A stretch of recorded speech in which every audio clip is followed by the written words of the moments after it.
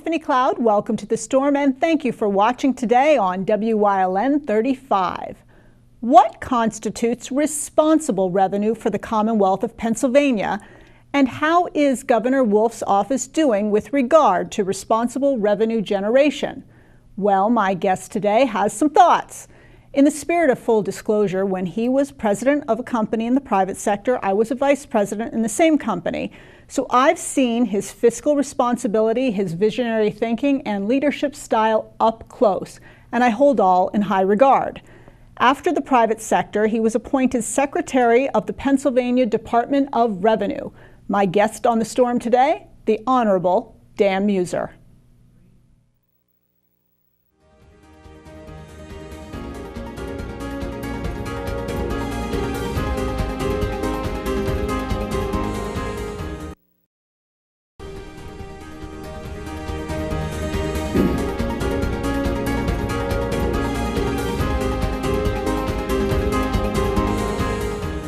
Welcome back to the Storm. I am joined today by the Honorable Dan Meuser. He's the former Secretary of the Department of Revenue for Pennsylvania. Thank you so much for coming on the show. My pleasure. Thank you for having me. It's actually your second time on the show, so thanks for coming back. All right. Yep. Well, I'm excited to have you because as the former Secretary of the Department of Revenue, I wanted to have you on the show to really provide an overview about where you see the Commonwealth at this time, and particularly from a financial standpoint. So, in light of your background, I want to start in the obvious place, an assessment of Governor Wolf's plans to generate revenue for Pennsylvania. I sometimes get concerned that he's thinking about spending first, revenue later. And I don't know if that's a correct assessment. I really, from a macro standpoint, would like you to talk about what you think the case to be. Well, it's an interesting perspective. That certainly would be a page out of what the Obama administration did, which is very often, I think, what this current administration is following.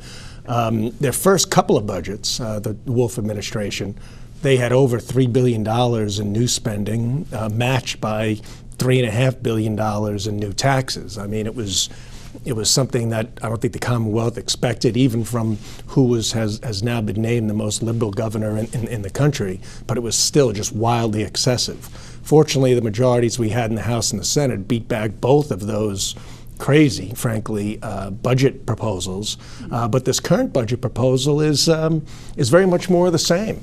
And I'm talking about 16 and 17, not even what we're moving into in 17 and 18. Okay. How so? Well, they set revenue projections, which I used to do, which was under the authority of the Department of Revenue, that were over $1 billion too low.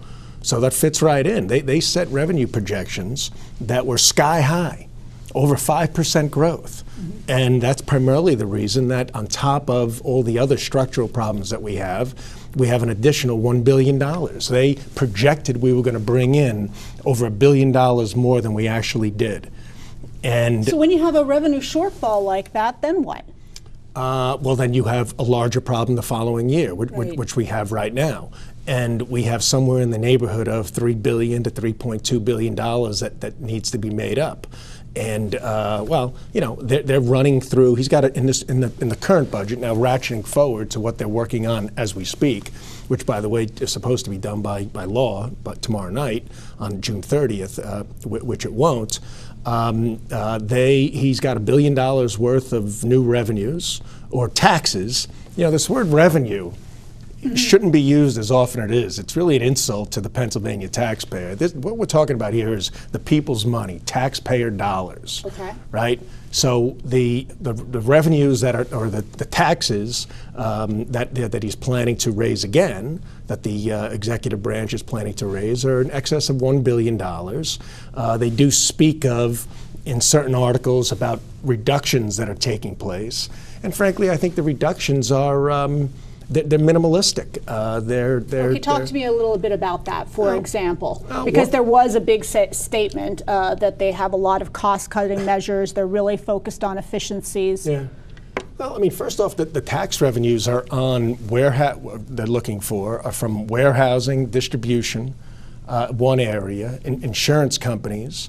On the spending side, they're looking for reductions of $20 million, I think it is, from the University of Pennsylvania veterinary school, which, by the way, that veterinary school, the only reason that University of Pennsylvania receives it is because that veterinary school provides all kinds of services to Pennsylvania's agricultural industry, which is remains our number one industry. This is an organization that is one of the largest employers in the state, generates all kinds of tax revenue, and for whatever reason, they decide to attack that. Interesting. And there's a few other areas. For instance, they're trying to cut back on bus transportation. Right? I mean, but really, I guess my point is, they're not very serious about growing the economy. Not serious at all. What they're serious about is growing the public sector, and this is why this has got to change. Some other states, the states that are in the top 10 as far as economies go, are doing things exactly opposite of what the current administration is doing. And I mean from a cultural standpoint, I mean from policy, and I mean from leadership as to where we're going. Okay, and we're going to talk about that a little further, but before we get into that, I stumbled across an article entitled "Wolf Opposes Gambling Expansion, Favors Real Revenue." According to the article, the governor wants to tax Marcellus Shale natural gas production, he wants to close corporate loopholes, and he wants to charge municipalities more for state police coverage. The article also suggested that Governor Wolf thinks expanding gambling in Pennsylvania isn't, and the term used was real revenue, which I guess implies it's fake revenue. So my question to you is, what are your thoughts on his real revenue, and what do you consider to be real revenue as the former Secretary of Revenue? Yeah, well, the current governor was also the former secretary, and he throws out words sometimes that are meaningless but maybe catchy. Real revenue is taxes from the taxpayers, obviously, and fees, technically. Look, I'm not myself a big fan of expanding gaming for the purpose of raising revenue to pay the ever-expanding spending problem that we have. But what I see is what the current governor and the administration, and I'm sure the lieutenant governor, believe what real revenue is straight up taxes. A very simple formula: tax and spend. That's the formula for, as far as they're concerned, running the government. What I consider real revenue is organic growth. Okay. By growing the economy, every sector, for as many people participating as possible, a real jobs bill, a organic growth, pro-growth initiatives that expand expand employment, increase wages, and increase consumer spending. That's how you grow an economy. That requires a plan, okay? A plan. This current administration, the first two budgets, they didn't even sign the budget proposals. They went into effect after 10 days. What kind of leadership is that? Okay, with that, I have to go to break, but we're going to continue on this. We're going to keep talking about the need for a plan. We will be right back on The Storm.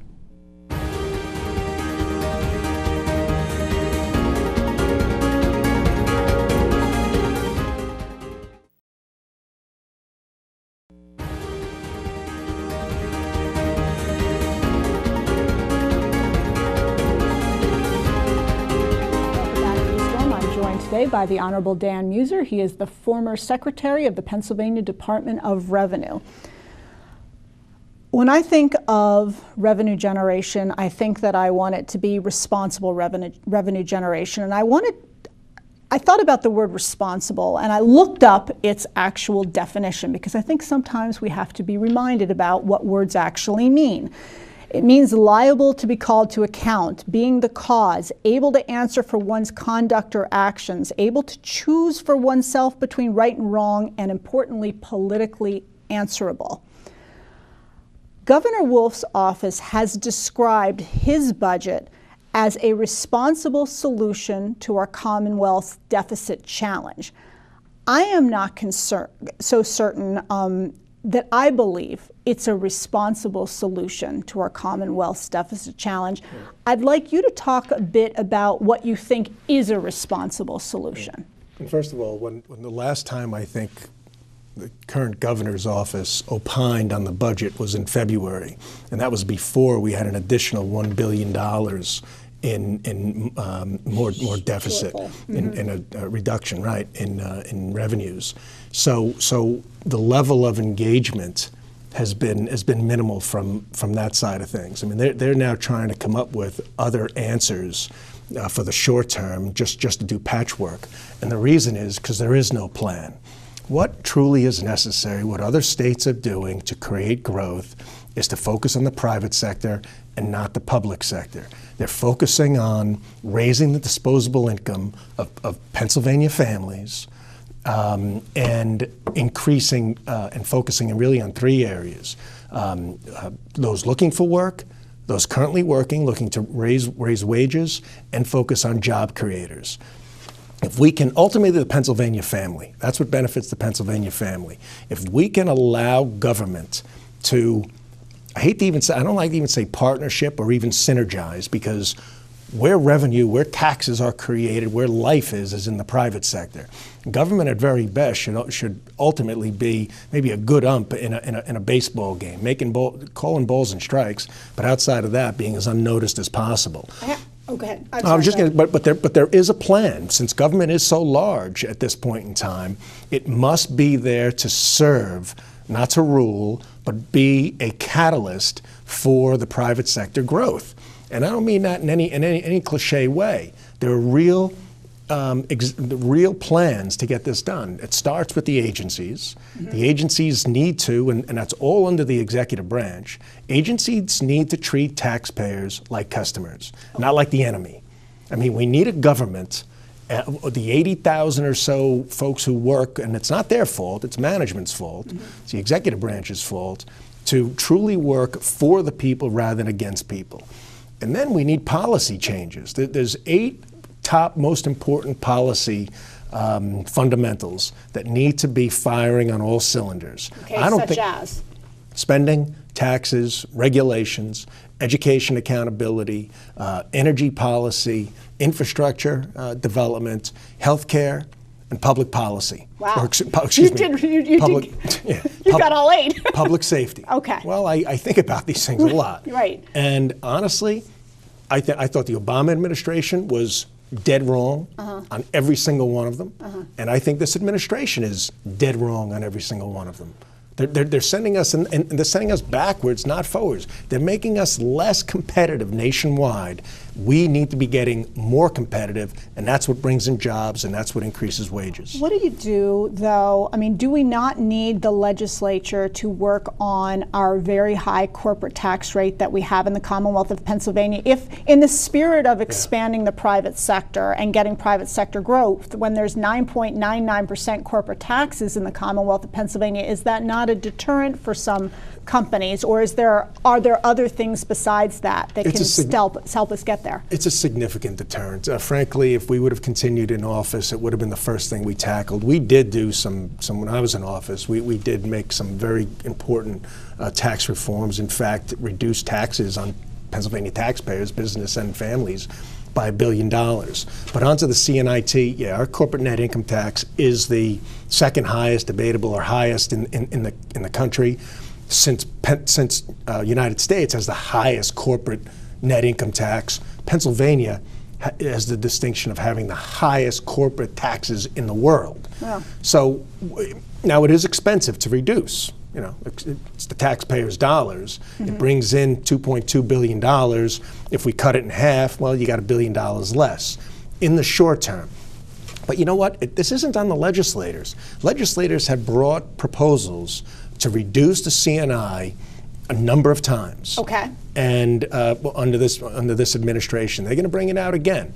This administration is not for moving into that direction. And you know. But why not? Well, they might argue with that. If someone from their administration were here, they would say, well, we got a proposal in right now to reduce it to, I think it's 6.99, but it requires something called combined reporting. If they initiated combined reporting without reducing the CNI down to a 5.99, not to get all technical here, we would have that proverbial vacuum sound of C corporations leaving Pennsylvania. We have far less C corporations, large corporations in Pennsylvania per capita than other states, and there's a big reason for that. We're the most expensive state to do business in.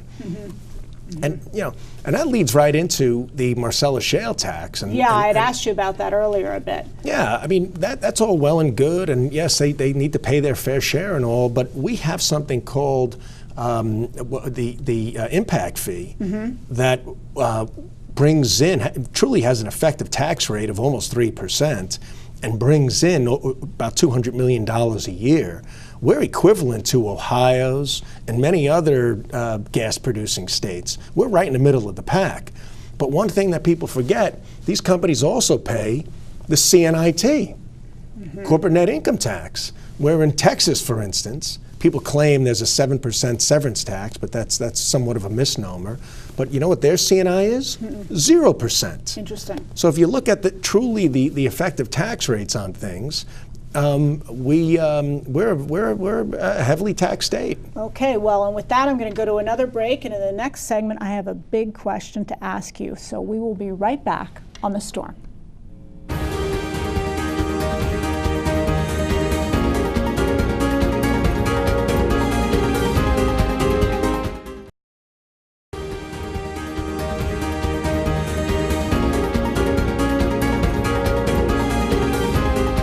Welcome back to The Storm. So I want to talk quickly about pensions before I ask a big question of you. Recently, the legislature did make progress. The Republican-dominated legislature made progress moving future state employees to a 401 type system versus a pension. It's progress, but it's not going to take care of our unfunded pension liability.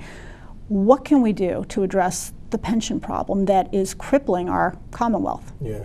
Well, this is a hybrid plan, and it is a step in the right direction, but it's very much of putting up a firewall, but not putting out the fire, if you will.